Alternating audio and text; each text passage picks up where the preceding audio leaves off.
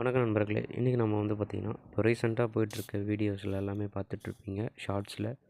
ChatGPT வந்து உங்களோட மொபைலில் எப்படி யூஸ் பண்ணலான்னு சொல்லிட்டு. ஸோ இன்றைக்கி அதை பற்றி தான் டீட்டெயிலாக நம்ம பார்க்க போகிறோம். சரியா? அதுக்கு வந்து பார்த்திங்கன்னா, வாட்ஸ்அப் ஓப்பன் பண்ணிக்கோங்க. ஸோ வாட்ஸ்அப்பில் பர்சனல் சேட் உங்களோட செல்ஃபாகவே நீங்கள் சென்ட் பண்ணுற மாதிரி இருக்கும். அதை ஓப்பன் பண்ணிவிட்டு இங்கே மேலே ஸ்க்ரீனில் நான் கொடுக்கக்கூடிய நம்பரை அப்படியே நீங்கள் டைப் பண்ணுங்கள். சேவ் பண்ணணும்னு அவசியம் இல்லை. ஜஸ்ட் அப்படியே டைப் பண்ணிவிட்டு உங்களோட செல்ஃபாகவே நீங்கள் சென்ட் பண்ணிக்கோங்க. பண்ணிவிட்டு அந்த நம்பரை மேலே கிளிக் பண்ணிங்க அப்படின்னா உங்களுக்கு சேட் வித்துன்னு வரும். ஃபஸ்ட் ஆப்ஷனை கிளிக் பண்ணுங்கள்.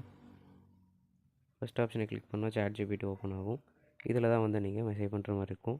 உங்களுக்கு என்ன டவுட் இருந்தாலும் இதிலே கேட்டுக்கலாம். நீங்கள் லேப்டாப்பில் தான் யூஸ் பண்ணணும் அவசியம் இல்லை. இந்த மாதிரி வாட்ஸ்அப்லேயும் யூஸ் பண்ணலாம். For example, five ChatGPT hours டுடேன்னு போடுறேன். ஸோ இது ஆக்சுவலாக கொடுக்காது. ஏன்னா இது வந்து கரண்ட் டேட்டா, லைவாக ஓடிட்டுருக்க டேட்டா. ஸோ அதனால் எடுத்துக்காது, பழைய டேட்டா தான் கொடுக்கும். மோஸ்ட்லி ChatGPTயில் இருக்கக்கூடிய ஒரு டிஸ்அட்வான்டேஜ் இதுதான். இது பழைய டேட்டாவை மட்டும்தான் கொடுக்கும்.